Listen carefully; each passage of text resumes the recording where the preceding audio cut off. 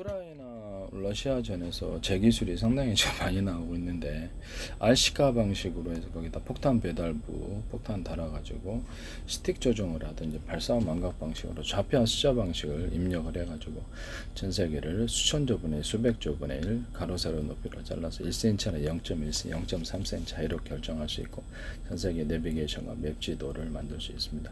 자동 항법 장치를 이건 이제 바닷속도 가능하고 건물 안도 가능하고 반도체 이동 명령 이게 정보 이동 명령에도 관여합니다.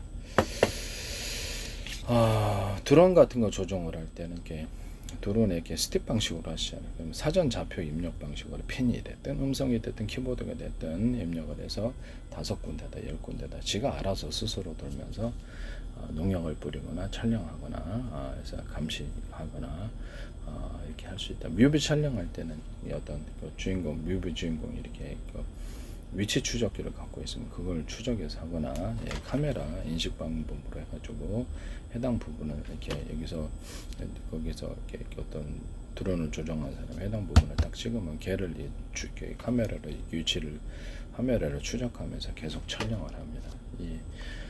그 사람을 이렇게 한다는 거. 뭐 차량도 촬영을 이렇게 계속 추려하면서 따라다니면서 할 수 있겠죠. 자, KGGB 이건 이거 자동 항법 장치가 되는 거죠. 일종의. 그러면 자동차로 얘기를 하자면 자율주행 차량 자기네들의 주행 경로를 이렇게 정해줘갖고 제가 알아서 돌아가거나 이렇게 되겠습니다. 자율주행 차량 이렇게 제 방식으로 하면 되게 쉽게 자율주행 차량이 이루어지게 되고요. 자동 항법 장치가 땅에서 이루어지는 뭐 배에서도 가능하겠네요. 당연히 배에서도 가능. 로봇도 이렇게 좌표와 숫자 방식으로 이동 경로를 정하고 매우 정확한 것과 정확하지 않은 것의 차이가 있는 거예요.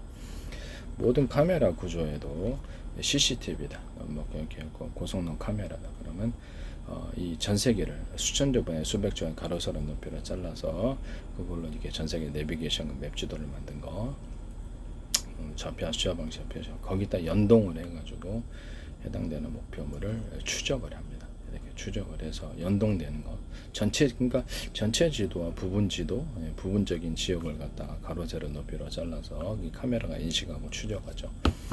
해당되는 사람 눈, 코, 입 이렇게 전부 다. 그래서 이렇게 전국이 이런 동일한 프로그램을 탑재한 CCTV가 어떤 관공서 TV, 어떤 CCTV나 다른 거 결합해서 한다면 얘가 이제 거기 움직이지 못한다면 추적을 하고 이렇게 다른 CCTV 카메라가 이어서 추적을 하거나 드론에다 카메라를 탑재해서 얘를 딱 찍어주면은 범죄자가 도망가고 범죄자 차량에 도망간다. 그러면 걔를 갖다 추적을 하는 방식이 되겠습니다. 그래서 어느 방향으로 움직이는지 그 사람은 이제 해당되는 지역이 몇 사람이 움직이는지 딱 촬영을 하고 각 사람의 동선도 좌표와 숫자 방식으로 다 기록에 남길 수도 있습니다. 이렇게 동선을 예측한다는 거죠. 뭐 군사무기로 얘기를 하자면 어떤 상대방의 어떤 차량이나 어떤 사람이 어디로 이동하는지 그것을 예측해서 거기다 미리 대기하고 있다가 이렇게 공격한다든지 하늘에 있는 비행체나 또 미사일 같은 것이 들어올 때 어디로 들어오는지 예측 경로를 예측하거나 에 따라서 회피 기동하거나 공격하는 방식이 되겠습니다. 뭐 CCTV를 편의점이나 대형마트 같은 데도 이렇게 RFID를 달면 좋은데 이렇게 그래서 인건비가 꽤 많이 들죠. 그냥 판매 매대에 이렇게 물건을 놔뒀으면 이렇게 점원이 거기 있는 직원이 몇 개량 걸 처음에 입고할 때 수량을 딱 체크하면 그것이 전체적인 어떤 매장 안에 있는 제품의 수량 재고를 알 수가 있는 거고요. 창고에 있는 건 또 따로 하셔야죠. 거기서 CCTV가 곳곳에 있어서 그것을 관찰하면서 거기 수량을 파악하고 거기 있는 제품의 종류와 가로 세로 높이 가격표를 인식하고 계산대로 가져오면 실시간으로 계산이 딱 됩니다. 그래서 주인한테 통보하고요. 카드 얼마, 현금 얼마, 이렇게 어떤 금고에 지폐 계수기 방식으로 얼마 있는 걸 통보하고 로스난 것도 통보합니다. 계산대로 안 가져가고 주머니에 쓱싹 하거나 이렇게 하면 경보 올릴 수도 있고요. 그 물건을 좌표와 숫자 방식으로 카메라가 인식해서 얘가 숫자가 많겠죠. 카메라 숫자가 그래서 인식해서 이 물건의 이동 경로를 추적하고 그것을 기록으로 남겨놓습니다. 나중에 범죄 같은 거 입증하기 위해서 이렇게 숨은이 숙삭하지 않았느냐 이렇게 세계 물건을 그랬을 때 이제 112 신고할 때 증거로 삼고 각 물건을 갖다가 이런 식으로 물건의 종류를 다 인식을 하고 계산과 가격을 인식을 하는 거로 다 파악을 한다는 거죠. 카메라가 딱 지켜보면서 그래서 전체적인 물건의 어떤 종류가 어떤 이동 경로를 통해서 움직였는지 그것이 실시간으로 기록이 다 됩니다. 이렇게 되면 RFID가 필요가 없는 상황이 되고요. 각 공공 CCTV다 그러면 사람 이동 경로, 차량 이동 경로를 다 기록으로 남겨놓습니다. 이해가 가시죠? 그래서 하늘에서 움직이는 거, 드론 이동 경로, 또는 저기 공룡모고 이렇게 좌표 숫자 방식으로 어느 각도로 몇 개가 들어오는지도 파악해서 대공하기로 그것을 대응을 하거나 그래서 그것을 그렇죠 대응하는 이런 방식으로 들어가게 됩니다. 하늘에도 이렇게 딱 보면은 하늘에 고성능 카메라가 있어서 이거를 딱 찍고 이렇게 좌표 숫자 방식으로 포탄이 몇 개 날라오는지 계산해서 그에 따라 요격을 한다는 거죠. 전파망으로 이렇게 터트려 버린다든지 열을 일으켜 가지고 좀 어떤 미사일 같은 거 들어오면 전파망으로 해서 기판을 태워버리든지 이렇게 한다고 제가 말씀드렸죠. 그 전파망은 레이더 전파망, A사 레이더 같은데 전투기에서 레이더를 먹통시키잖아요. 전자전으로 했을 때 그때 서로 파형이 틀린 여러 개의 전파 묶음을 사용한다는 거죠. 이 방식은 다른 방식에 비해서 전자전에 되게 유리하고 통신 방법으로 사용했을 때도 드론을 조종한다. 군에서 그런데 드론 100대를 조절한다. 앞으로는 드론이 뭐 10,000대 이렇게 갈 수도 있어요. 로봇계 같은 것도 10,000개, 100,000개 이렇게 들어갈 수도 있어요.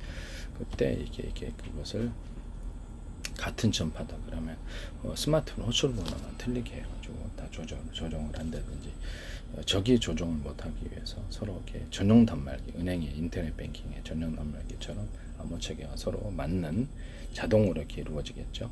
그런 전용 단말기 제도를 갖게 된다든지 거기서 암호 체계가 맞아요. 비밀 암구어를 맞아야지 통신이 이루어지는 수신과 송신이 이루어지는 기술 구조를 가질 수 있다. 또 시간마다 그 전파의 파형을 어떤 것을 썼는지 알 수 없게 전파의 파형을 바꿀 수 있다. 이것은 이제 드론이나 로봇계 같은 데도 조종할 때도 숫자가 많다 보면 이런 암호 체계가 필요한 거기 때문에 이와 같은 방식을 삼성페이에서 전파에다 비밀번호 담아갖고 현관문 개표, 자동차문 개표에 쓰시던데 제 기술입니다. 이것도 우크라이나에서 쓰지 않았기를 바랍니다. 우크라이나가 전쟁할 때 급한 건 알지만 그렇죠. 남의 기술을 함부로 써서 상업화 시켜서 전 세계에 판매를 하거나 이렇게 되면 막대한 돈을 벌거나 그렇죠. 남의 기술을 가지고 남의 아이디어를 팬티 하나에 구멍 뚫고도 전 세계에 특허하는 그런 것이기 때문에 그것은 제가 보기에는 이해는 가지만 부끄러운 짓이라 정당화될 수 없다라고 저는 그렇게 생각합니다. 혹시 제 기술 쓰셨다면 그 다음에 어떤 뭐냐면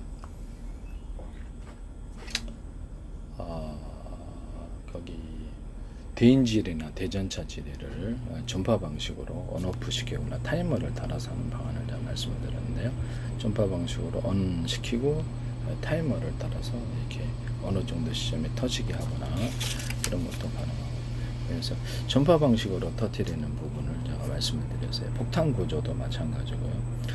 폭탄 구조도 드론에서 폭탄을 떨어뜨렸다. 그냥 드론 이게 열대에서 떨어뜨렸다. 그럼 동시에 터지기를 원한다. 그러면 타이머를 따라서 동시에 터지게 하거나 동시에 전파로 동시에 터지게 하면 위력이 하나하나 터지는 것보다 크죠. 자주포탄 여기서도 해당 지역에 포탄이 떨어져 있다. 전차포탄 또는 박격포탄, 유탄 발사기, 수류탄 이런 것들이 전파로 터뜨리면 그것을 동시간대에 터지게 할 수 있어요. 그렇죠? 그럼 위력이 막강하겠죠. 항공폭탄을 항공기에서 떨어뜨렸는데 동시에 터진다. 한 포탄이 동시에 터진다. 첫 번째는 타이머를 따라서 동시간에 때 터지게 하는 방식, 전파라 터지게 하는 방식, 이 두 가지 방식이 있고 같은 전파라면 서로 호출번호만 틀리게 해가지고 각각 터뜨릴 수도 있어요. 다이너마이트 터뜨리는 방식으로도 들어가는데 전자신간 방식이 아니고 다이너마이트를 전파 방식으로 같은 전파라면 호출번호만 틀리게 다이너마이트가 순서별로 있었잖아요. 틀리고, 혹시 모를 인명사고를 위해서 잠깐 루스 타임, 이렇게 루즈하게 한 10초 정도 더 기다려주는 이런 것도 같이 타이머를 형성해서 안전사고를 위해서, 방지를 위해서 그걸 넣어줄 수도 있다.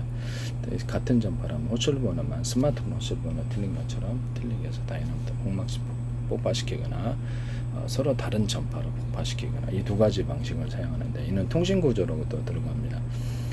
또 뭐 데스크탑이다, 이렇게 스마트폰이다 했을 때 AM, FM 라디오 송수신 하시잖아요. 근데 원래는 라디오는 수신만 하죠. 그럼 그 송수신 구조로 가져가게 되면은 이게 통신 방법이 돼요. 그래서 이렇게 통신 칩들이 이렇게 종류가 많겠죠. 그래서 총재치기 숫자가 많아서 각각 하면 그것이 이제 통신 도로가 된다는 거죠. 통신이 그럼 널널하죠. 한 개보다는 통신 도로가 10개면, 그 다음에 서로 같은 전파라면 데스크탑 안에 스마트폰 20개, 100대가 있을 수도 있어요. 그러면 그거 호출번호, 나머지 기능은 필요가 없으니까 통신칩만 있으면 되니까. 그래서 그거 가지고 호출번호만 틀리게 해가지고 신호를 빠르게 처리하는 이런 방법도 있다. 그것은 신호를 빠르게 처리할 때 소프트웨어적인 분할, 이렇게 실제로 통신칩에서 전파를 받아갖고 일일이 이렇게 딱딱해 지가 혼자서 다 처리하는 것이 아니라 다른 부서에 확 넘겨져 버리는 거예요. 전파의 내용을, 전파의 파일을 넘겨줘가지고 내번에 처리하는, 소프트웨어적으로 분할해가지고 정보를 처리하는 부서가 대중소, 숫자가 이렇게 숫자가 많아요. 그러면 이게 전파를 통신칩에서 받았다 그러면 지가 다 처리하려고 하지 않고 정보를 잘게 쪼개가지고 넘겨줘 버린다는 거죠.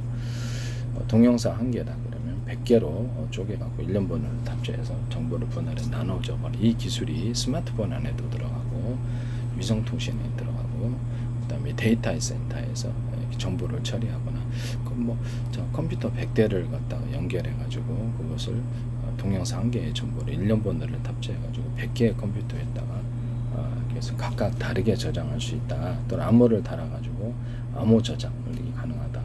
또는 그 지역별로 떨어진 지역, 이렇게 통신 이렇게 서로 유선이든 무선이든 연결 구조를 가지거나 가지지 않거나 해서 비밀스러운 저장이라면 거기다가도 저장할 수 있다라고 얘기를 했었어요. 떨어진 지역. 그래서 이제 그 파일을 보호하고 정보를 보호하는 기술로도 제가 말씀을 드렸고요.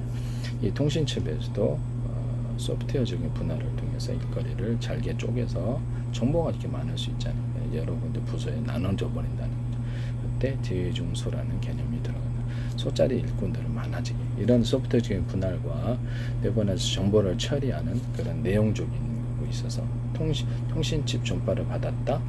통신칩 자체도 이제 숫자가 대중소로 들어가서 대짜리 정보, 중짜리 정보, 소짜리 정보를 처리하는 통신칩들이 많고, 그래서 칩이 많아야 되죠. 그렇게 되면 전파를 서로 다른 전파든 같은 전파라면 호출번호만 들리게 해서 각각 굴려서 가령 사무실이다. 그럼 유선 전화가 영업사원은 100명인데 한 대다. 그럼 이게 결국 장사가 되겠습니까? 안 되겠죠. 유선 전화를 100대로 늘리면 어떻겠습니까? 또는 무선 전화다 그러면 스마트폰을 한 개 갖고 영업 장사하는 거하고 100개 하고 장사가 틀리죠. 그래서 유선 전화든 무선 전화든 이렇게 통신선을 늘려가지고 사용하는 방법을 사용한다라는 거죠. 이런 방법으로 통신칩들 소프트웨어적으로 정보를 잘게 쪼개서 분할해서 빨리 처리하는 방식을 선처리하시면, 퀄컴이 됐든 스마트폰, 애플, 삼성 제조사들 이런 것도 제 기술이란, 위성통신에서도 모든 통신 구조에서는 이 기술을 가진다. 데스크탑, 스마트폰, 노트북, 위성통신과 모든 통신 장비, 워키토키 방식의 통신 장비에서도 이걸 쓴다라는 거죠. 이 기술 쓰시면 제 기술입니다. 자, 우크라이나 러시아전에서 러시아가 이렇게 길에 이렇게 딱 있는데 앞에 수백 대 차량이 있고 앞에 무슨 사고가 났는데 뒤까지 전달이 안 돼요. 이거 워키토키 방식으로 해가지고 인터넷 채팅 방식으로 그때 서로 통신 구조를 가지고요.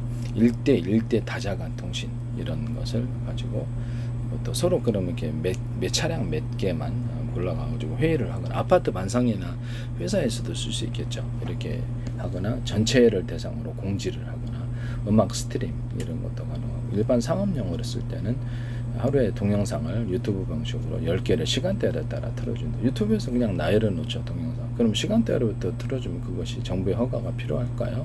필요 없는 거. 시간대로 틀어주는 거하고 동영상은 다 열어놓는 거의 차이인데 그것이 무슨 방송 허가가 필요가 없을 것으로 생각하나 또 법안이 또 어떻게 될지는 알 수 없으니까 그리고 해당되는 채널을 다 이렇게 유튜브 동영상 방식으로 10개, 20개를 틀어줬다. 그럼 회사에서는 그거를 방송 채널을 유선으로 할 수도 있고 무선으로 했을 때는 그렇죠. 서로 다른 접하, 공용 주파수라는 이런 공동 주파수라는 개념으로 들어가서 방송으로 들어가거나 오키토키에서 오키토키도 오키토키식 스마트폰에서 이 기술을 사용하죠. 또 다른 전파를 마련해 가지고 따로 이것을 방송 채널로 만들어 놓거나 또는 같은 전파라도 호출 번호만 틀리게 해 가지고 1, 2, 3, 4, 5, 6, 7, 8, 9, 10 지금 호출 번호만 틀리게 해서 1번부터 5번까지는 그냥 인터넷 뱅킹, 그 인터넷을 사용하거나 뭐 다른 그다음에 여러 가지 것을 쇼핑을 사용하거나 뭐 이렇게 하고 나머지 4, 5번은 방송으로 사용하고 이렇게 할 수도 있고요. 방송 채널을 이렇게 만들 수도 있어요. 방송 채널 100개라도 만들 수 있습니다. 우크라이나 그전에서 여기서 앞에 있는 차량이 그 스마트 영상으로 서로 이렇게 영상과 데이터를 주고받을 수 있다 그러면 서로 이제 간단한 구조로는 워키토키 방식의 마이크 스피커 구조를 가지고 있어서 같은 전파라면 호출 번호만 틀리게 거기도 이제 전용 단말기 제도로 해서 적이 이렇게 통신 내용을 못 들도록 하는 암호 구조를 넣어줄 수 있고요. 암호가 맞아야지 서로 통신이 되는 이런 기술 구조를 경호원들도 가질 수 있어요. 지금은 그런 게 없잖아요. 그래서 워키토키 경호원들도 이렇게 워키토키 할 때 암호 체계를 안 가지고 있어서 전용 단말기 제도를 안 갖고 있죠. 전용 단말기는 암호 체계가 있어 자동으로 암호가 풀어지니까 굳이 물론 이 비밀번호를 그때마다 입력하는 방식도 있을 수 있고 귀찮잖아요. 암호 체계가 있어서 자동으로 그 암호가 해독이 돼 버린다는 거죠. 그게 이제 전용 단말기 제도라는 것인데 현재 있는 경호원들 워키토키 할 때도 이 방식을 채택하시면 제 기술입니다. 식당 같은 데서도 쓸 수 있다고.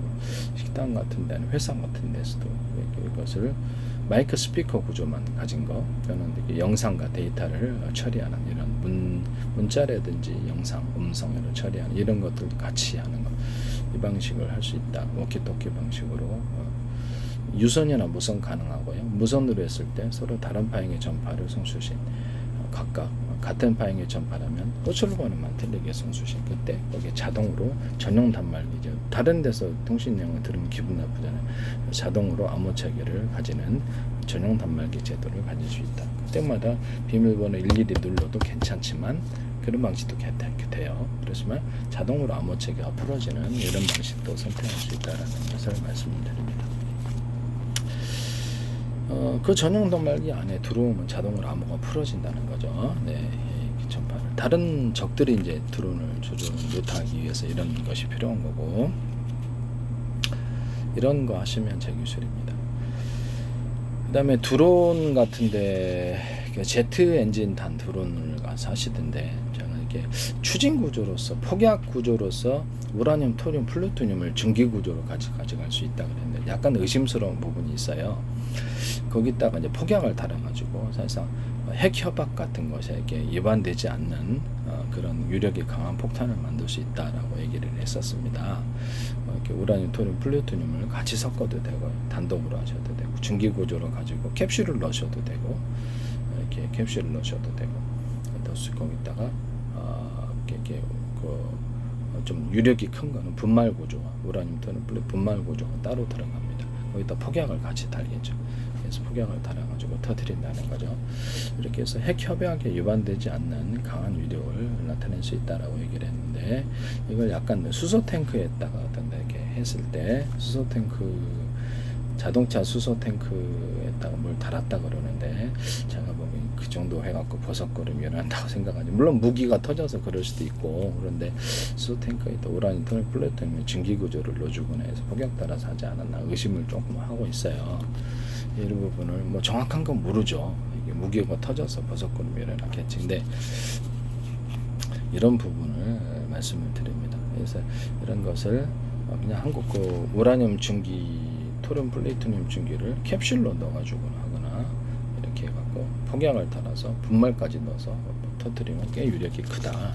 이것도 하시면 제 기술입니다. 그 다음에 기존의 폭약 구조에다가 수소산소를 같이 좀 넣어주고 방사능 문제를 좀 이렇게 우라늄 또는 플루토늄을 대신 적게 가져가는, 위력은 좀 크면서도 방사능 문제가 없게끔 이렇게 수소산소가 들어갈 때는 수소산소를 그냥 증기구조로 넣어주고 또는 액상구조로 넣어줄 수도 있어요. 이렇게 열이 크면 산소의 비율을 높여주면 이것이 보다 위력이 강한 폭탄이 된다고 말씀드렸죠. 수소산소가 들어간 우라늄 또는 플루토늄을 이렇게 분말 구조나 증기 구조로 같이 들어간 폭탄.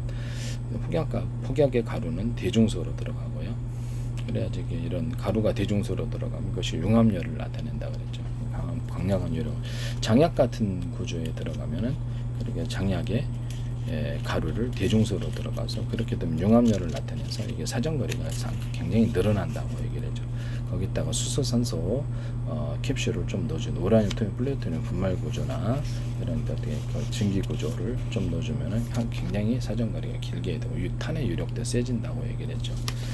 그것도 이제 제 기술이라는 말씀입니다. 이것도 사용하셨는지 모르겠는데 우라늄 어차피 제 기술이니까 남의 기술을 가지고 상업화시키면 곤란하죠. 그래서 이런 부분은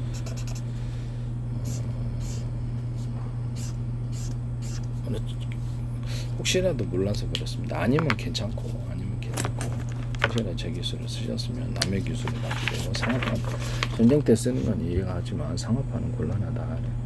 이렇게 앞부분을 이런 식으로 이게 탄의 구조를 이렇게 포탄 구조는 다 돼요. 탄 일반 탄도 되고 뭐 소총탄이나 뭐 저격 소총 뭐 이게 기타 대물총 이런 것들도 다 되죠. 이렇게 해가지고 앞을 공기를 뚫고 나가면서 공기를 갈라가지고 초공동어뢰처럼 빠르게 속도를 높이는 기술이에요. 그래서 여기다가 홈을 파요. 동체에는. 그럼 바람이 여기 타고 들어오면서 뒤로 추진 구조를 만들어 줍니다. 또는 볼록한 줄을 그어주면 이것도 날개 구조처럼 돼가지고 탄이 이렇게 빨라져요. 전체를 뒷부분을 무겁게 하면 좋지만 이게 뒷부분 옆부분만 이렇게 무겁게 해주는 기술을 이게 저기 우리나라 두레텍이라는 회사에서 이거를 일크류 바뀌어서 방탄 차량 이렇게 장갑차를 뚫었다고 그러더라고요. 나는 이게 내 기술이다라고 그렇게 생각을 했거든요. 제 기술이다. 그리고 드론 같은 데 있잖아요. 드론 같은데 블레이드라는 방식이 있잖아요. 제트 엔진. 그럼 블레이드에다가 그래서 보시면은 이거는 블레이드가 없어요. 공기에 빨아들이는 게 여기 있고요. 연료 이게 그냥 부탄가스죠. 연료하고 태우는 구조만 있어요. 이걸로도 갑니다. 그래서 블레이드가 없는 제가 이렇게 비행체를 말씀을 드렸었거든요. 가능하다라는 거죠. 그럼 거기 연료를 수소산소로 들어가면 수소산소는 이미 기체잖아요. 공기란 말이에요. 그 산소의 비율이 좀 더 높으면 고화력이 일어나서 완전 연소가 일어나서 추력이 세집니다. 이 기술을 사용하시면 되겠습니다. 거기다 우라늄 또는 플루토늄의 전기 구조를 좀 넣어주면 파워가 엄청 세지는 엔진이 나오게 됩니다. 항속거리가 엄청 늘어나요. 폭탄 구조도 그렇고. 이것만으로 구성된 공기를 대신 이렇게 연료통이 따로 있어 이것처럼 이렇게 달려 있어야 되겠죠. 연료를 공급하고 수소산소를 공급하고 이 기술 구조 같이 있어야 되는 거죠. 연료가 우라늄, 토늄, 플루토늄 증기도 들어갈 수도 있잖아요. 그럼 우라늄, 토늄, 플루토늄 증기 구조를 넣어주는 거하고 이렇게 하고 수소산소 넣어주는 거하고 섞어줘서 그거를 뒤로 내뿜어줘야 되기 때문에 이렇게 섞어주는 공간이 있다. 그때도 이제 온도를 높여주는 공간이 있으면 더 좋다. 수소산소 온도가 차가운 것보다 좀 높여주면은 완전 연소에 고화력이 일어나게 되고 우라늄, 플루토늄도 살짝 온도를 높여주거나 그 상태로 사용하셔야 돼요. 증기 구조를 만들어서 연료통을 따로 구비해서 같이 섞어주게 되는 거예요. 이거를 여기다 공급을 해준다는 거죠. 그 다음에 여기다가는 자연 방식으로 싼 거는 이렇게 자연 방식으로 이런 식으로 공기를 그냥 빨아들이게 만들어주거나 단가를 되게 싸게 만들어주고 그 다음에 여기를 압축 공기를 갖다가 외부에서 블레이드는 보면은 압축 공기를 여기서 빨아들여갖고 공급을 하잖아요. 그럼 꼭 여기 있을 필요는 없다는 거예요. 여기가 이제 이렇게 연소실이 여기 있다 그래요. 이것도 이게 일종의 연소실이죠. 여기 있으면 공기를 넣어주는 곳이 바로 여기 이 제트 엔진처럼 여기 붙어 있을 필요가 없다. 외부에 약간 떨어져 있어도 상관이 없다. 공기만 조금 이미 수소산소를 연료로 담으면 그것이 공기이기 때문에 조금만 넣어줘도 되는 거거든요. 예, 그런 방식으로 해서 사실상 블레이드가 하는 역할을 하게끔 하는 거예요. 이게 왜 중요하냐? 중요하니까 그렇습니다. 이게 왜 그러냐면 블레이드라는 방식을 사용했을 때는 이런 숫자를 100개든 못 나요.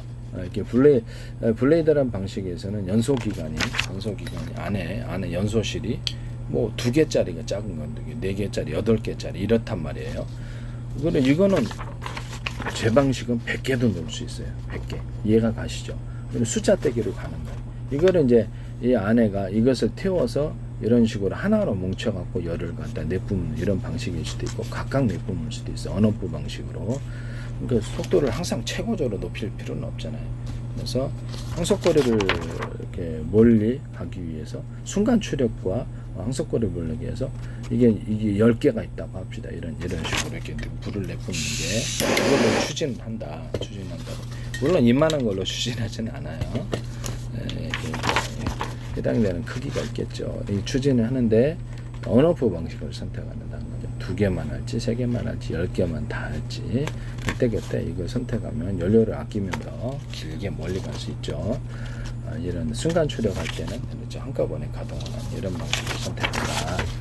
여기서도 이 연료통 이게 불태우는 구조에 있어서 대중소라는 거예요. 그래서 서로 이렇게 이런 불꽃이 나오는 이 부분을 대자리, 중자리, 소자리를 같이 쓴다는 거죠.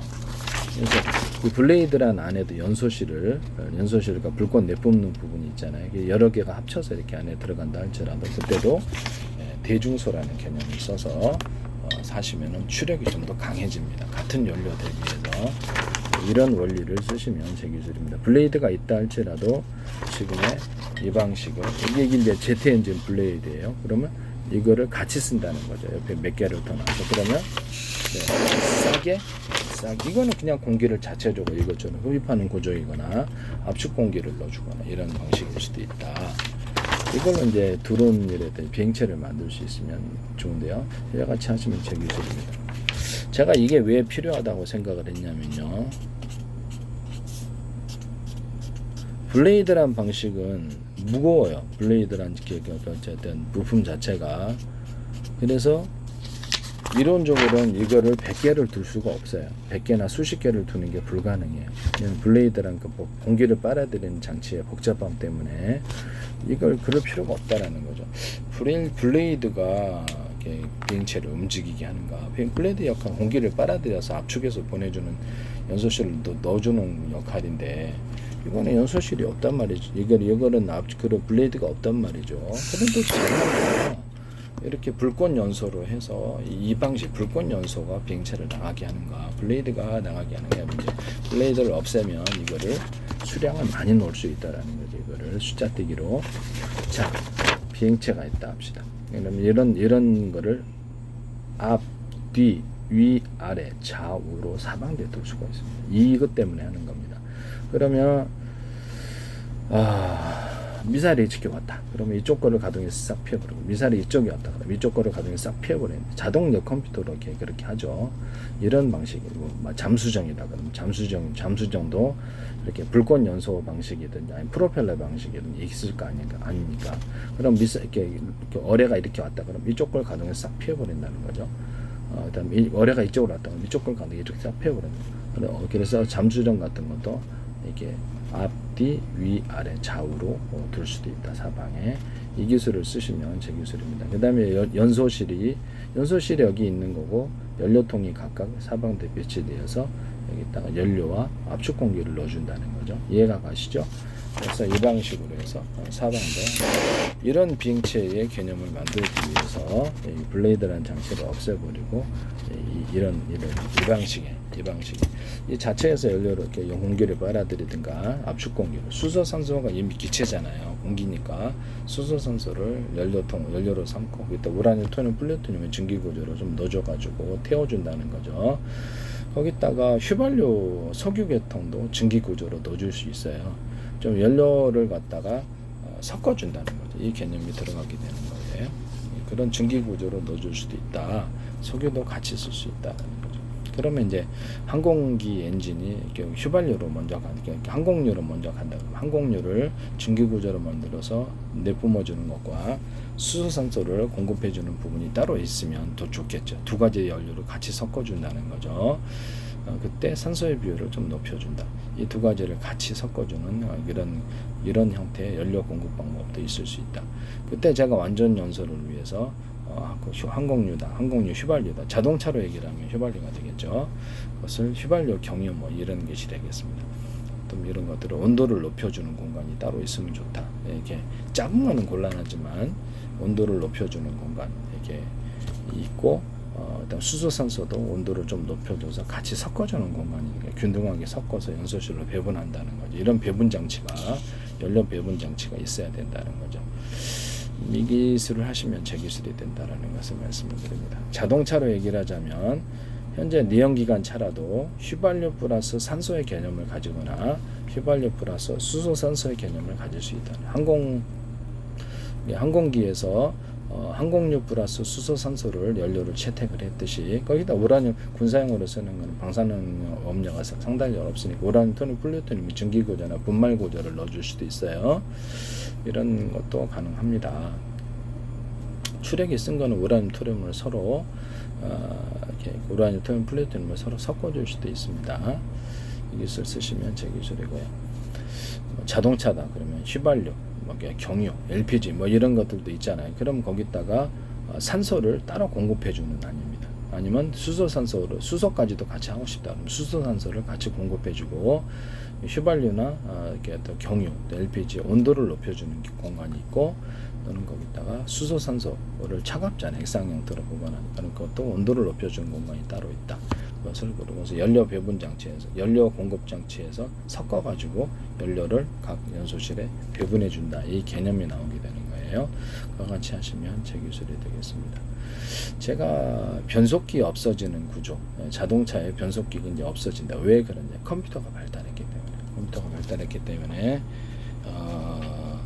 연료의 양을 통제해서 속도를 조절한 연료를 한목난로다. 그러면 이렇게 내가 이렇게 한목난로에 펠럿이다. 그러면 연료를 적게 줬는데 많이 타는 경우는 없다. 적게 주면 적게 주고 많이 주면 많이 탄다는 개념입니다. 그래서 휘발유 하더라도 연료를 변속기라는 구조가 없어지면 일단 되게 자동차가 싸지고요. 고장도 잘 안 나고요. 연료양을 통제해 가지고 각 연소실로 이렇게 연료를 보내준다는 거죠. 보내줄 때 속도를 높일 때는 연료를 많이 주고 중간 정도 할 때는 중간 정도, 저속으로 갈 때는 조금밖에 하면 그만큼밖에 자동차가 회전하는 거예요. 비행기 프로펠러다 그러면 드론 프로펠러, 근데 그 정도만 회전하고 배라 그러면 배도 이제 프로펠러 그 정도만 한다. 전기 방식도 똑같고 이런 석유 방식, 석유로 돌아가는 이렇게 이런 내연기관차도 똑같고 수소산소로 가도 똑같다. 연료를 양을 통제해서 그때만큼의 속도를 조절한다. 그걸 이제 이것이 변속기라는 구조를 없애는 방법으로 하시면 제 기술입니다. 현대 기아차에서 이걸 하시는데 자동차 비행체다 그러면 좌우에 회전수를 전기 방식이든 석유 방식이든 또는 수소산소 방식이든 연료를 통제해서 회전수를 틀리게 주는 거예요. 이제 연료를 많이 주는 것은 많이 들어갈 거예요. 그쪽으로 오른쪽으로 가거나 왼쪽으로 가거나 가변 프로펠러 이렇게 아래로 올라갈 때 가변 프로펠러 얘기를 했어요. 그러면 그거 프로펠러만 되는 게 아니라 이게 연료를 분사하고 이렇게 가변해서 움직일 수 있는 거예요. 이런 것도 가능하다. 그래서 이런 가변에서 움직이는 것도 그거를 현대기아차에서 하시더라고요. 자동차의 배터리를 여러 개로 분할하고 격벽 처리를 해서 외부의 충격으로부터 보호하고 또 겨울 이렇게 냉난방, 여름에 더울 때는 냉방, 이렇게 추울 때는 난방 이런 식으로 갔더니 그걸 하시더라고요. YTN은 어떤 업체가 이 개념을 하시더니 그다음 현대기아차에서 그냥 무단으로 쓰시는 것 같습니다. 내 기술이 왜 거기 한두 개도 아니고 왜 다 모여 있느냐가 문제가 되는 거죠. 내가 뭐 그 회사의 기밀을 아는 것도 아니고 그렇잖아요. 네. 이런 부분을 말씀을 드려요. 현대기아차도 제 페이스북에 국정원, 행정안전부, 노동부, 경찰청, 조합 및 대사관, 서울시, 인천시 정부의 기관들이 이례적으로 광고를 많이 내서 한 개인의 페이스북에 정부의 기관이 그렇게 많은 광고를 내야 될 이유가 없고요. 카이스트도 그렇고 현대 기아차도 광고하셨고 마이크로소프트, 네이버 광고하셨고 다 제 기술이 나와요. 한화에서도 A사 레이더, 영상 레이더로 갈 때 레이더의 소자를 대중소로 간다고 레이더 면적이 도면 면적이 제한돼 있잖아요. 그래서 소자를 대중소로 가서 숫자를 많이 넣어주는 그래서 전력도 강중량으로 넣어주는 기술. 그다음에 전파를 갖다가 이렇게 전기를 공급할 때 전기선은 이렇게 어떤 구리선을 대중소로 굵기를 틀리게 만들어 주파수 방식으로 전원을 공급하는 이 방식에 들어갑니다. 전 세계 모터 기술에도 이게 들어가게 되는데 모터나 발전기 기술에 들어가요. 그래서 모터 발전기 같은데도 이렇게 어떤 모터 같은데도 서로 굵기가 틀린 구리선들을 감아놔요. 감아놓은 거기 주파수 방식으로 일단 파워가 세진다는 거죠. 제 방식은 연구 자석도 여러 곱으로 들어갑니다. 이게 기존의 모터나 발전기에서도 들어가고 자동차로 얘기하면 제너레이터 이렇게 되겠네요. 그래서 연구 자석이 대중소로 들어가고 스피커 같은 데는 작고 큰 것도 들어가요. 크기별로 이렇게 들어간다. 그다음에 여기서 그 모터 직전에 들어가는 전기선 안에 있는 구리선을 두텁게 만들어 줌으로써 그것이 안에다 전기를 축적할 수 있다는 제 이론을 따라서 다른 데와 차별해 가지고 모터에 들어가기 직전에서는 전기선 안에 구리선을 두껍게 만들어 주면 같은 두께라면 다른 거 1개 들어가고 여기는 10개 넣어 준다는 거죠. 이런 방식을 선택하시면 제 기술입니다. 그리고 전원 공급 방식에서 1개짜리 넣어 주는 데가 있고 2개짜리 전기선 안에 구리선이 1개 들어가는 게 동일한 두께라면 2개 들어간, 3개 들어간, 4개 들어가는데 또는 전기선의 굵기를 굵은 게 들어가는 게 중간 거 들어가는 게 작은 거 이렇게 얇은 두께 들어가 이렇게 차별화해서 하는 방법을 선택합니다. 그래서 파워를 쉽게 많이 넣어줄 때는 전기선 안의 구리선을 대중소, 굵기를 틀린 거에서 주파수 방식으로 바뀌어요. 일반 방식으로 바꾸려면 전기선 안의 구리선을 동일하게 두께로 만드는 일반 방식으로 바뀝니다. 이게 A사 레이더뿐만 아니라 군사적으로도 쓰이고 상업적으로도 전기 모터를 돌리거나 발전기에서도 이걸 쓸 수 있습니다. 이와 같이 하시면 제 기술이 되겠습니다. 그리고 제가 이게 자동차 축과 회전축이 어차피 이렇게 연료를 써서 달리잖아요. 그럼 그 회전축 돌아갈 때 굵기가 틀린 구리선들을 많이 감아놓고 연구자석을 두께가 틀린 연구자석을 여러 개 감아놔서 송전선은 전기선 안의 구리선이 대중소 틀리게 하면 주파수 방식으로 생산되고 주파수 방식으로 그 송전이 된다 그랬죠. 이거를 달리면서 이렇게 전기를 생산하는 구조가 되는데 비행체에다가 이렇게 실어 놓으면 비행체에서 그것을 태양력, 풍력을 통해서 기초 전기를 통해서 회전축을 돌려줘요. 자동차는 이렇게 각각의 연료를 따라서 어차피 돌아가니까 그러면 비행체 같은 데는 풍력이나 태양력 같은 거 기타 이런 거 기타 다른 연료를 써가지고 회전축을 돌려줘요. 거기서 전기를 자체적으로 생산하면서 프로펠러를 움직이는 방식을 선택할 수도 있습니다. 이것도 이제 KGGB 같은 이런 우리나라 KGGB 재래식 폭탄에다 키트 달아 놓잖아요. 그럼 재래식 폭탄은 값은 싸단 말이에요. 그럼 키트를 달아 놓으면 우리나라 같은 경우는 100km 간다고 그러는데 거기다가 피터건 방식으로 이렇게 바람을 빨아들여서 뒤로 내뿜는 공기를 빨아들여 뒤로 내뿜는 구조를 가지고 환풍기 방식으로 팬을 두면 앞뒤로 둘 수 있어요. 그럼 그것이 이제 바람이 공기가 추진 구조가 돼가지고 항속거리를 굉장히 늘릴 수 있다, 저렴하게 만들 수 있다라고 얘기를 했었죠. 아니면 풍력 같은 거, 태양력 같은 거 추진 거기서 기초 전기를 얻어가지고 이게 프로펠러를 돌리든지 2차 전지를 따로 거기다 넣어가지고 거기다 이렇게 충전을 해가지고 넣거나 아니면 제 방식이 었다면 이렇게 회전축을 풍력이나 이런 걸 통해 회전축을 돌려주고 굵기가 틀린 구리선들을 많이 감아놓고 두께가 틀린 연구자석들을 여러 겹 넣어주고 그래서 송전선으로는 전기선 안에 구리선이 굵기가 대중소 틀린 걸 넣어주면 비행체가 움직이면서 자체적으로 이렇게 풍력을 통해서 회전축 돌려갖고 전기를 생산하는 구조로 항속거리를 엄청 늘릴 수 있다. 한 몇천 킬로미터도 돼요. 100km 가던 우리나라 KGGB 재래식 폭탄 날개 키트 따라서 움직이는 게 몇천 킬로미터까지도 가. 이론 속도는 좀 느리지만 거기다가 제트 엔진 같은 거는 제 방식의 이런 불꽃 분사 마지막 스포트를 위해서 내리꽂는 구조를 위해서 목표물에 도달했을 때 그것도 같이 사용할 수 있다. 날개 키트에다 이런 부사 구조를 좀 넣어주면 되겠죠. 거기다 또 공기 주머니를 추가로 넣어서 이렇게 양력을 일으켜서 무게를 연료를 감소시켜 주거나 이런 기술도 쓸 수 있다고 얘기를 했어요. 이 기술은 낙하산 또는 압축 공기를 만들어 가지고 여기에 이렇게 공기를 빨아다 압축 공기를 만들어서 내뿜는 이런 기술 구조도 KGGB나 뭐 어떤 낙하산 패러글라이딩 이런 데도 넣어주거나 오토바이, 자동차, 킥보드 이런 데도 넣어줄 수 있다 그랬지. 자전거에도 가능하다고. 이 기술을 쓰시면 제 기술입니다. 이런 것도 쓰시지 않나 모르겠는데.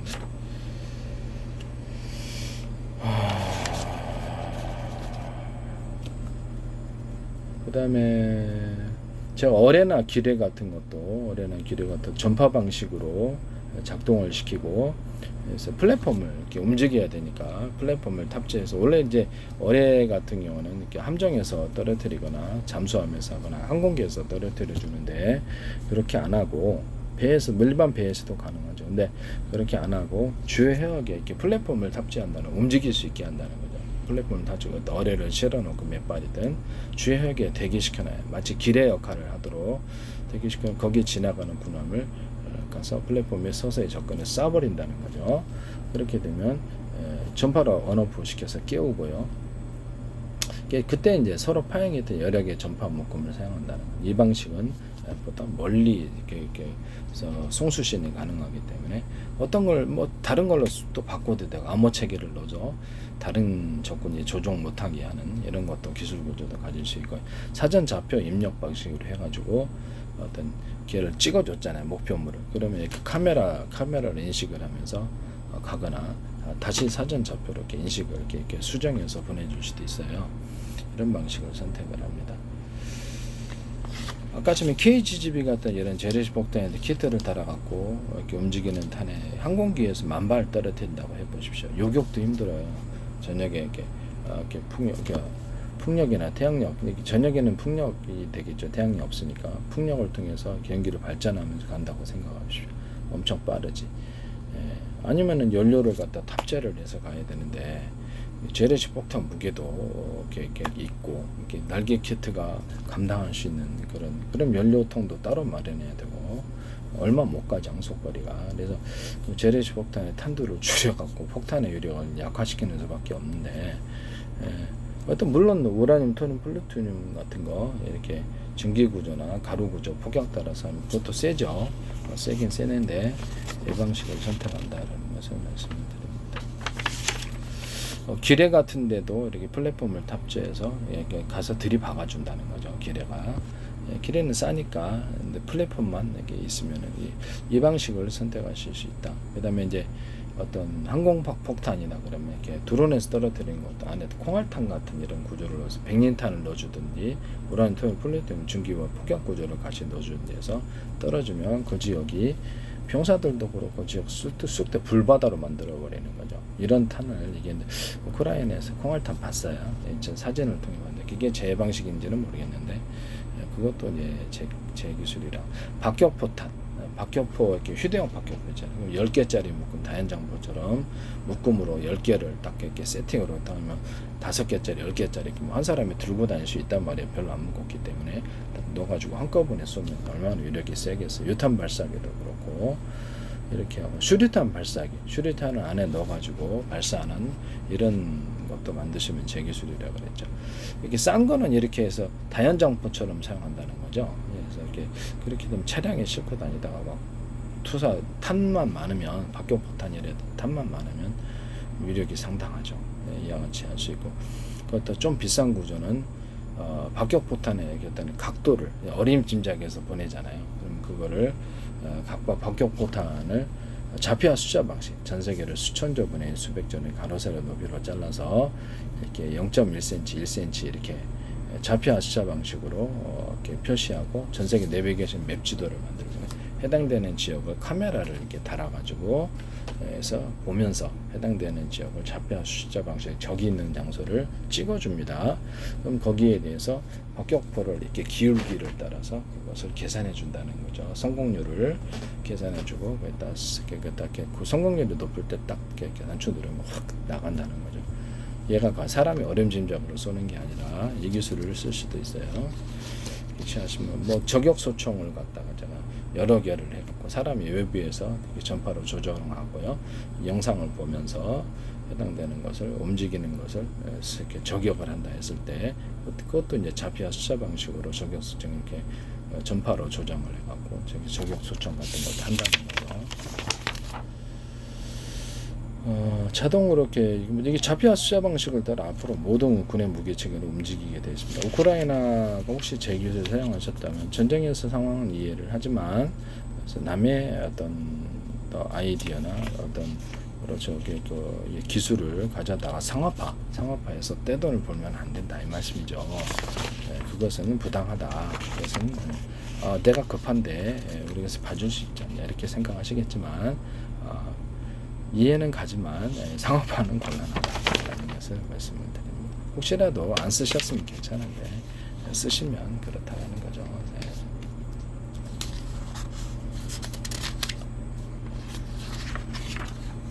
그리고 이 블레이드 제트 엔진 달 때 뭐 드론이 되든 항공기는 블레이드라는 이 안에 연소실이 크기를 대중소 틀리게 만들어서 융합열 대중소라는 그 열이 융합열이 발생한다고 제가 말씀드렸죠. 이렇게 사이즈를 틀리게 해주면 융합열이 서로 섞이고 회전해갖고 섞여갖고 파워가 세진다는 제 기술을 따라서 연소실의 크기를 대중소 틀리게 만드는 기술을 항공기 엔진 회사에서 쓰시면 제 기술입니다. 하나가 됐든 어디든 카이가 됐든 뭐 어디든 쓰시면 제 기술이다. 그리고 블레이드에다가 이 방식 이런 방식에 그냥 공기를 직접 빨아들이거나 아니면 압축 공기를 넣어주거나 이런 방식을 써서 이렇게 같이 추력을 더해주는 이 기술을 또 쓸 수 있다. 이것도 제 기술이라는 말씀을 드립니다. 이런 방식을 숫자 빼기로 10개짜리를 한꺼번에 해서 겉으로 보이기는 하나지만 10개짜리가 이 안에 있는 거예요. 이렇게 쏴주는 방식일 수도 있어요. 그때 이제 이게 대중소라는 개념을 들어간다. 그럼 융합열의 발생이 추력이 세진다는 것도 언어프 구조로 가져가서 속도를 몇 개를 쓸지, 몇 개 연소실을 쓸지에 따라서 결정하는 이런 항공기 엔진을 쓰시면 제 기술입니다. 원래 연료량을 통제해서 할 수도 있지만 연소실의 개수를 가동하는 숫자를 언어프 방식으로 가동을 한다면 항속거리를 늘릴 수 있는 장점이 있기 때문에 이 기술 쓰시면 제 기술입니다. 이런 항공기의 밑에 부분에 가변식으로 하든 프로펠러 방식도 되고 이런 분사 방식은 사선으로 내뿜어 가지고 비행체를 무게를 들어주고 앞으로 나가게 하는 이런 속도가 빨라져요. 이게 공간을 미끄러지듯이 가게 하는데 몇 개를 놓치는 거 회사에서 알아서 하십시오. 이 사선 분사의 기술을 쓰시면 제 기술입니다. 이것은 이제 어떤 수직 이착륙에도 사용할 수 있는데 비행체가 이렇게 있다 그러면 땅을 태우지 않으면서도 사선으로 분사를 해가지고 위를 이렇게 무게를 안쪽으로 이렇게 여러 군데서 이렇게 태워질 거 아니고 안쪽으로 이렇게 그 양력이 이렇게 모여가지고 위로 띄우는 수직 이착륙의 기술로도 들어갈 수 있습니다.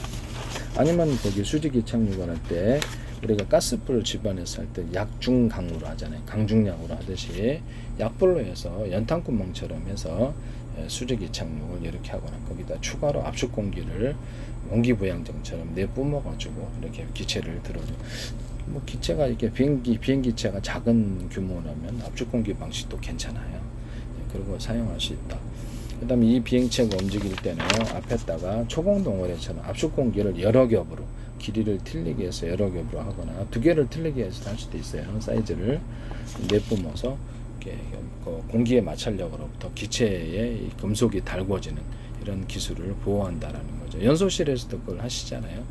공기를 넣어가지고 그것이 공기가 팽창을 하면 연소실을 코팅을 해가지고 열로부터 보호하는 기술을 사용합니다. 그걸 외부에 이제 사용한다는 거죠. 그거를 그래서 초공동들 압축 공기를 쏴서 이렇게 갈 수 있다는 것을 말씀드립니다.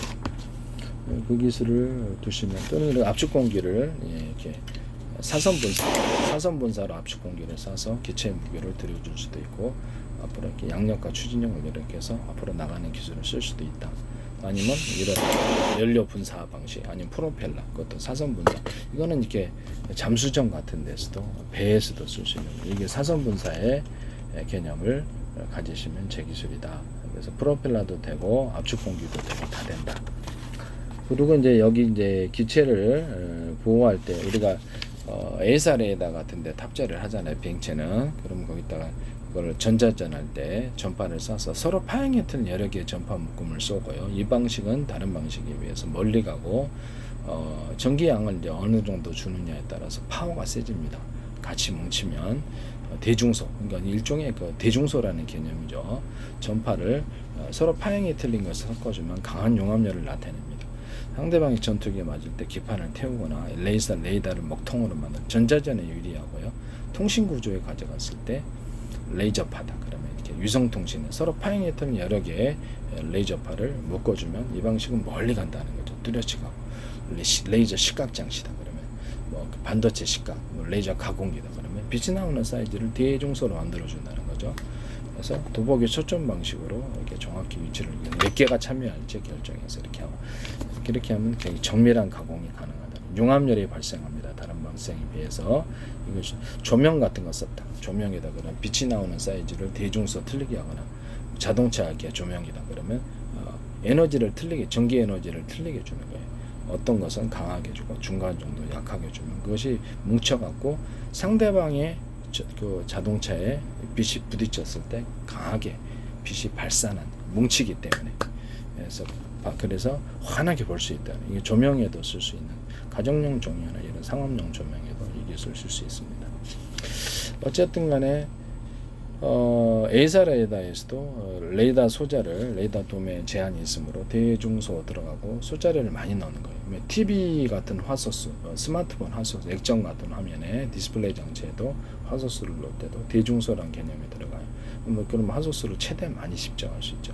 이 기술 쓰시면 저기서 CPU다, GPU다. 그러면 여기서도 모든 반도체 구조에서도 트랜지스터, 캐패시터를 대중소로 들어갑니다. 그래서 최대한 면적 대비해서 숫자를 많이 집정할 수 있다. 통신칩도 대중소로 들어갑니다.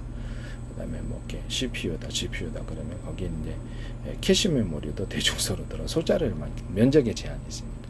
소자를 많이 집정합니다. 그다음에 CPU 자체도 대중소로 해서 숫자를 많이 늘려놓고 코어도 대중소로 해서 숫자를 많이 늘려놓고 그다음에 ALU도 레지스터도 대중소로 해서 숫자를 많이 늘려놓는다는 거죠. 이 기술을 사용하시면 제 기술입니다. 뭐 이렇게 D램이다 그러면 D램도 하나의 제품처럼 보이지만 안에는 소프트웨어적인 분할, 하드웨어적인 분할로 해서 이렇게 정보를 처리하는 공간, 이렇게 총 처리하는 그 구조에 있어서 정보를 대짜리, 중짜리, 소짜리 이렇게 처리하는 공간을 나눠 가지고 처리를 한다는 거죠. 그래서 최대한 소짜리를 많이 늘려갖고 정보를 작은 단위로 쪼개서 동영상 1개나 100개로 쪼개갖고 1년분으로 이렇게 탑재해서 빨리빨리 이렇게 일꾼들을 많이 만들어갖고 처리합니다. 그래서 D램 안에 대중소라는 개념으로 작은 D램이 하드웨어적으로 숫자가 한 40개 막 이렇게 들어갈 수도 있어요. 20개 막 이렇게 들어 10개 들어.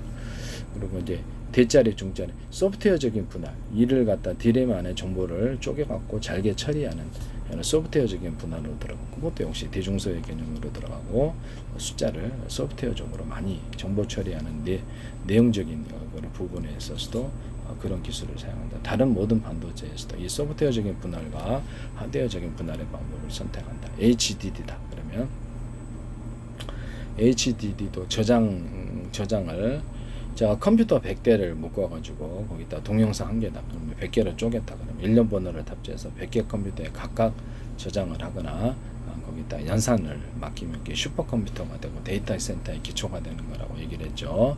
그렇게 하시면 제 기술, 그렇게 만드시면 제 기술. HDD를 소프트웨어적인 분할, 소프트웨어적으로 분할해서 저장 장소를 한 군데 저장하는 게 아니라 100군데다가 100개로 쪼개갖고 저장을 1년분을 그렇게 하면서 부르는 속도가 빨라진단 말이에요. HDD를 미니 구조로 만들어서 미니 자리를 이렇게 큰 거 하나잖아요. 그럼 미니 자리 10개를 그러니까 하나의 묶음으로 만들어서 여기다 각각 저장을 해버리면 되게 빠르다는 거죠. 이 기술 쓰시면 제 기술입니다. SSD도 그렇고 스마트폰에서도 뭐 저장 장치 이름이 뭐라 그랬든 간에 상관없이 스마트폰이나 다른 데스크탑 노트북에서도 저장 장치가 숫자 하드웨어적으로 숫자가 많을 수 있다. 그래서 같은 정보를 일련 번호를 탑재하고 잘게 쪼개서 동영상 100개다가 100개로 쪼개서 각각 저장 창고에 그냥 각각 분산하면 속도가 빠르게 됩니다. 이 기술을 쓰시면 제 기술이 되겠습니다. 소프트웨어적으로도 분할해서 하나의 구역에 딱 이렇게 딱 저장하는 게 아니라 소프트웨어적으로 여러 구역에 딱 저장하는 이 기술을 쓸 수 있어요. 100개 구역도 되고 10개 구역도 되고 이것을 SSD도 이렇게 HD도 스마트폰의 저장 장치, 기타의 저장 장치 안에서도 이걸 쓰시면 뭔가 데이터 센터, 슈퍼컴퓨터에도 이 기술을 쓰시면 제 기술이 되겠습니다. 정보 처리에 있어서 또 뭘 정보를 저장하는 정보 처리 연산이 됐든 뭐가 됐든 정보를 저장하는 부분에서 이 기술을 쓴다는 거. 다시 불러드릴 때도 만약에 내가 동영상 1개짜리를 불러드렸다. 그런데 100개로 쪼개졌다. 그럼 D램의 숫자가 작으면 거기에 쪼개진 것이 하나하나 이게 계속 일꾼이 작잖아. 일꾼 하나한테 맡겨봐요. 엄청 느리지. 그럼 D램을 갖다가 소프트웨어적으로 내용적으로 분할하고 그래서 정보를 잘게 쪼개서 처리하는 기술. 통신칩에도 이 기술이 들어가요. 다른 모든 반도체에 들어가고. 그래서 정보를 처리한 기술을 쓰면 되게 빨라지죠. 하드웨어적으로 D램을 미니 구조로 대중소로 숫자를 많이 늘려주면 그리고 D램에 이론적으로 10개다 20개다 합시다. 그러면 내가 동영상 100개를 잘게 쪼개서 잘게 일꾼들한테 맡겨줘 버리면 빨리빨리 처리해버리죠. 이 기술을 쓰신다는 것을 말씀을 드립니다. 여기에도 이제 대중소의 개념이 들어간다. 자, 동영상이 좀 시간이 돼서 웬만 줄이겠습니다. 남의 기술을 함부로 무단으로 사용해서 상업화시키지 맙시다. 네. 캠페인성